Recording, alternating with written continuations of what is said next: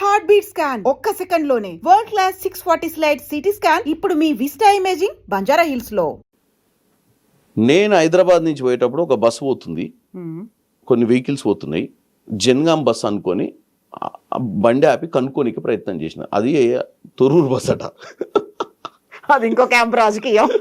నాకు తెలియక వాళ్ళు యాక్చువల్గా మా వాళ్ళని బండి ఆపి అరే బస్సు ఆపి అడగండి రా ఏడికి పోతుందంటే నీకెందుకు రానంట వాడు. ఎవడు అది మామూలు మర్యాద అడిగినట్ట ఏడికి సార్ పోతే నువ్వెవడు రా అని అంటే రారా అని గుంజిరు చెప్పకపోతే. తీరు అందులోకెళ్ళి దయాకర్ రావు గారు ఇట్ట ఊపుతుంటు చెయ్యి పోండి సార్ అని చెప్పిన మాకేం వద్దు మీరు చక్కగా ఓరి తొర్రూరుకని. అక్కడ కూడా ఏం చేయలేదు, నేను ఓన్లీ ఆ కేసు ఫైల్ అయింది, అమ్మాయి నిజమే కనుక్కున్న తర్వాత పోలీసు వాళ్ళు ఆపిర్రు పల్లగారిని ఎక్కడ ఎంట్రన్స్లో. ఆ అమ్మాయి వచ్చి ఓపెన్గా చెప్పింది ఐఎమ్ నాట్ కిడ్నాప్డ్ అని. ఎస్ ఎన్నికకు వచ్చినాం. కానీ ఆ రోజు ఏం జరిగిందంటే పల్లా గారే మా దాంట్లో ఇద్దరిని కవర్ చేసిండు. ఆ రోజు ఎన్నిక జరుగుంటే మేము పల్లా మేనేజ్మెంట్కి దెబ్బతినేటోళ్ళం. ఇప్పుడు తెలిసింది మా 16 మంది అభ్యర్థులను లోపల పంపించేటప్పుడు ఒక ఆమె మీద మార్నింగ్ బ్రేక్ఫాస్ట్ మీటింగ్కి నేను పోయినా. ఆమె ఏమంటుంది ప్రతిసారి అంటే సార్ మా ఆయనతో ఒకసారి మాట్లాడండి సార్ మీరు అంటుంది. నేను సీరియస్ తీసుకోలే. నాకు ఈ వాళ్ళ బస్ క్లియర్ అయ్యి వాళ్ళ 16 లోపలికి పోయి మా 16 లోపల పెట్టి ఆమె మీద డౌట్ వచ్చి పిలిచినామని.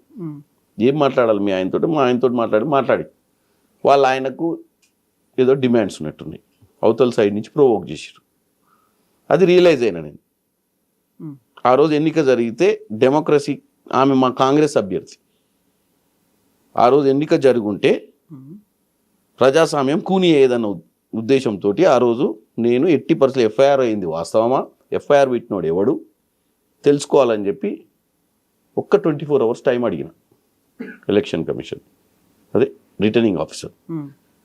ఈయన అన్నాడు కాబట్టి ధర్నా చేయాల్సి వచ్చింది. ఎందుకంటే 80% నేను జిద్దుకు తీసుకున్నా. ఇప్పుడు కనుక ఆ రోజు ఓటింగ్ అయ్యి ఉంటే we would have lost. But I don't want at any cost. అందుకే నేను సార్ 24 hours ఇస్తే నష్టం ఏంది? మేము 16 మంది నేల మీద కూర్చున్నాం కదా, 16 మంది అక్కడ కూర్చున్నారు, 16 మంది నేల మీద కూర్చున్నాం. మా 16 మందిని దృష్టిలో పెట్టుకోండి. 50% కింద ఉన్నాం. ఈ 50% ఏం అడుగుతున్నాం మేము? ఎన్నికను 24 hours ఆపండి. 24 hours ఏం జరుగుద్ది? ఏం జరగదుగా.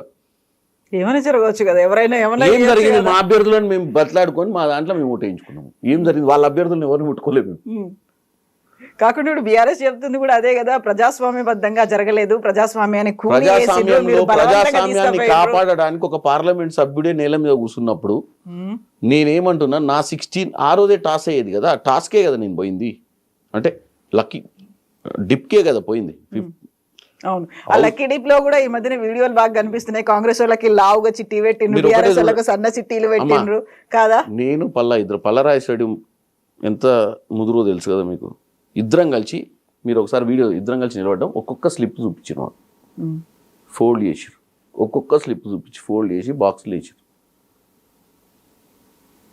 ఇద్దరం కలిసి యాక్సెప్ట్ చేసినాకనే చిన్నగా ఉంది ఇది పెద్దది తీసుకురమ్మంటే పెద్దది కూడా తెప్పించినాం ఆయన అడిగితే. ఎందుకంటే అవి సరిగ్గా మిక్స్ కావని. ఎందుకంటే ఇంత ఉన్నాయి, చిన్న బాక్స్ కంటైనర్ చిన్నగా ఉంది, పెట్టినప్పుడు అవి వెనక ముందు తిరగవు, డోల్ మిక్స్ కావు ప్రాపర్. కానీ బకెట్ తెప్పించినాం.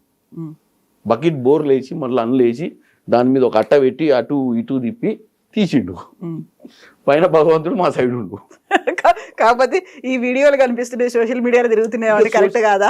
బీఆర్ఎస్ పార్టీకి ఉన్న ఆస్తే సోషల్ మీడియా ఏమీ లేదు వాళ్ళకు ఉంది ఓన్లీ సోషల్ మీడియా. ట్విట్టర్ మీద కేటీఆర్, హరీష్ రావు ఈ రాతలు ఏది ఉత్తరాలు కాకి ఉత్తరాలు రాసినట్టు రాసుడు, ప్రజల్ని తప్పుదో పట్టిస్తారు. మీరు ఒకటే చెప్పండి, కేసీఆర్ అనే వ్యక్తి 23 ఎన్నికల తర్వాత, 24 ఎన్నికల తర్వాత 26 ఎన్నికలే సింబల్. మధ్యన జరిగినటువంటి జూబ్లీహిల్స్ ఎన్నికలు కానీ, మధ్యన కంటోన్మెంట్ కానీ, గ్రామ పంచాయతీ కానీ మనం వర్డిక్ట్ కింద తీసుకోవద్దు, మ్యాండేట్ కింద తీసుకోవద్దు. ఎందుకు తీసుకోవద్దు అంటే సింబల్ ఉండదు గ్రామ పంచాయతీలో. ఆ 2 బై ఎలక్షన్లు consistent to the one single assembly. State mandate ఏంది చెప్పండి ఇప్పుడు? ఇది ఎంత పర్సెంటేజ్ ఆఫ్ ఓట్స్ వచ్చినాయి చూడండి. మేము 23 ఎన్నికల్లో 2% మార్జిన్ తోటి గెలిచినాం, ఓన్లీ 2%. ఇప్పుడు 27% తోటి గెలిచినాం. మ్యాండేట్ పెరిగింది. కేసీఆర్ ఏమంటుండు, ఫామ్ హౌస్లో కూర్చొని ఓ రోజు బయటకు వచ్చి ఏమన్నాడు, తెలంగాణ ప్రజలు విపరీతంగా బాధపడుతురట. ఉమ్, ఎంత తప్పు చేసినాం బాపు కోటే కానీ అవును. అని. నిన్న నేను సామెత చెప్పిన, కృష్ణశాస్త్రి ఒక కవి, ఉమ్, కృష్ణశాస్త్రి ప్రజాకవి. అంటే కృష్ణశాస్త్రి సోకాల్డ్ ఈ హిమ్సెల్ఫ్ పోర్ట్రేడ్ యాజ్ ప్రజా సమస్యల మీద కవిని అని. ఉమ్, కానీ ఆయన కవి ప్రజా సమస్యల మీద, ఆయన సమస్యల మీద ప్రజల సమస్యలు అనుకొని అవే కవిత్వాన్ని రాసి ప్రజలు ఇట్లా ఫీల్ అవుతారు అని చెప్పినటువంటి వ్యక్తి కృష్ణశాస్త్రి. ఉమ్, కృష్ణశాస్త్రి సొంత సమస్యలను ప్రజా సమస్యలు అనుకోండు, ఈయన ఫీల్ అయ్యేదల్లా ప్రజలు ఫీల్ అవుతారు అనుకోడు. ఇంకో కవి ఉన్నాడు శ్రీశ్రీ, వాస్తవంగా ప్రజల్లో ఉన్న ఇబ్బందులను తీసుకొచ్చి కవిత్వాన్ని రాసి చైతన్యవంతుల్ని చేసిండు. ఈయన కృష్ణశాస్త్రి లాంటోడు. ఈయన ఫామ్ హౌస్లో ఈయన ఫీల్ అయ్యేది ప్రజలు కూడా అట్లా ఫీల్ అవుతారు అని ఈయన ఇమాజినేషన్ అది. ప్రజలు పాపం అన్నం తింటురో లేదో నాకు ఓటేయక, ప్రజలు 3 పూటలు బతుకుతారు, ప్రజలు బట్టలు కట్టుకుంటురో లేదో, ప్రజల పిల్లలు చదువుకుంటురో లేదో, రాష్ట్రం ఎటుపోతుంది, ఎందుకంటే బయటకు వస్తలేడు కదా, అంతర్మదనం పడుతుండు ఎట్టోడిపోయినా అని తెలియక. ఆ ఫ్యాన్ చూసుకుంటా వంటుండు రోజు, దాంట్లోనే అన్ని చక్రాలు తిరుగుతున్నాయి ఆయనకు. జనం ఏమనుకుంటారు అదేమనుకుంటారు అని చెప్పి బయటకు వచ్చి జనమంతా బాధపడుతున్నారు. ఆయన జనాన్ని కలిసింది లేదు, అసెంబ్లీకి వచ్చింది లేదు, జనం మధ్యన పోయింది లేదు, జన సమస్యలు తెలుసుకుంది లేదు, ఎవడు ఎట్లా బతుకుతో చూసింది లేదు. యాక్చువల్గా ఆయనంతలో ఆయన జైలు నిర్బంధం చేసుకుంటు, ఓటమి తర్వాత శిక్షించుకుంటు, నా 10 ఏళ్ళ అధికారంలో నేను ఏమేమి చేసినా రివీల్ చేసుకొని కుంగిపోతున్నాను. బ్రహ్మాండంగా నన్ను అసలు ముఖ్యమంత్రి చేసిరు కదా, మంత్రి పదవి అని చంద్రబాబు నాయుడు దగ్గర నుంచి వచ్చి ఏదో మాయమాటలు చెప్తే నాకు ముఖ్యమంత్రి పొజిషన్ ఇచ్చిర్రు, చక్కగా చేసుకుంటే అయిపోయేది. ఈ పోరాగాలను అమెరికాలో ఉంచితేనే అయిపోయేది. ఈ అవలాగాలను తెచ్చుకున్నా నా మొత్తమే నా రాజకీయంగానే దెబ్బతీసిరు వీళ్ళు చేసిన దోపిడికి. Actual KCR compare to KTR, Harish Rao, వాళ్ళ కుటుంబ సభ్యుల సంతోష్ రావు, వీళ్ళందరూ కవిత, వీళ్ళందరికంటే KCR is far better leader. అవునా? ఎందుకట్లా?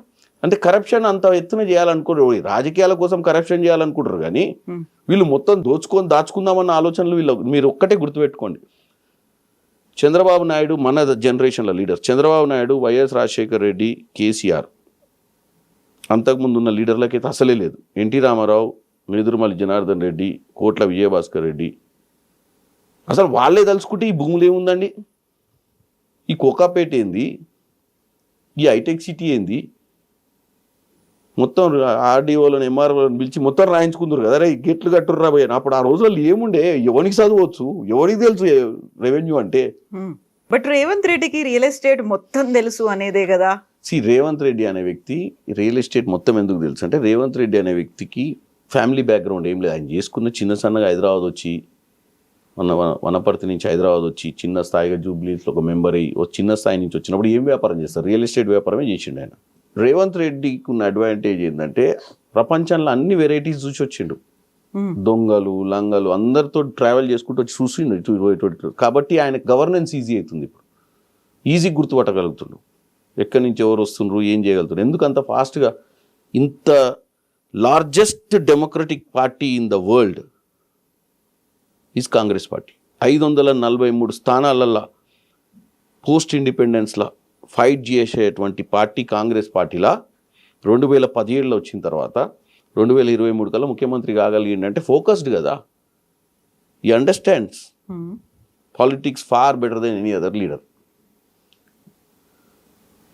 ఏమంటారు మీరు, కింది స్థాయి నుంచి ఇప్పుడు లెగసీ ప్రకారం వచ్చే లీడర్కి ఏమైందంటే ఆల్రెడీ అంతా ఎస్టాబ్లిష్ అయినాక వచ్చి గద మీద కూర్చుంటారు, గ్రౌండ్ ప్రిపేర్ అయి ఉంటుంది. కేటీఆర్ అనేటోడికి ఏం సంబంధం చెప్పండి సిరిసిల్లతోటి? ఎప్పుడన్నా సిరిసిల్లలో జెండా కట్టిండా? ఎప్పుడన్నా సిరిసిల్ల ఉద్యమంలో ఉండా? మహేందర్ రెడ్డి సిరిసిల్లాల కేసీఆర్కి కుడి భుజం లెక్క ఉండి ఉద్యమంలో పాల్గొన్న వ్యక్తి. డైరెక్ట్ అమెరికా నుంచి ఊడిపడి రాత్రి వచ్చి ఆయన బీఫామ్ కూడా బిక్కొని నిలబడ్డాడు. ఏం ఆట బీఫామ్ రానికి ఎన్ని కష్టాలు ఉంటాయి. ఇదే రేవంత్ రెడ్డి గారు కూడా 2004లో బీఫామ్ అడిగిండు, ఎక్కడి నుంచి, కల్వకుర్తి నుంచి. ఎందుకు లేదు? అదే కేసీఆర్ని అడిగిండు. అప్పుడు అలయన్స్ ఉండే, కాంగ్రెస్ అలయన్స్. జయపాల్ రెడ్డి ఒప్పుకోలే అప్పుడు, కల్వకుర్తి సీట్ ఇచ్చేదే లేదని.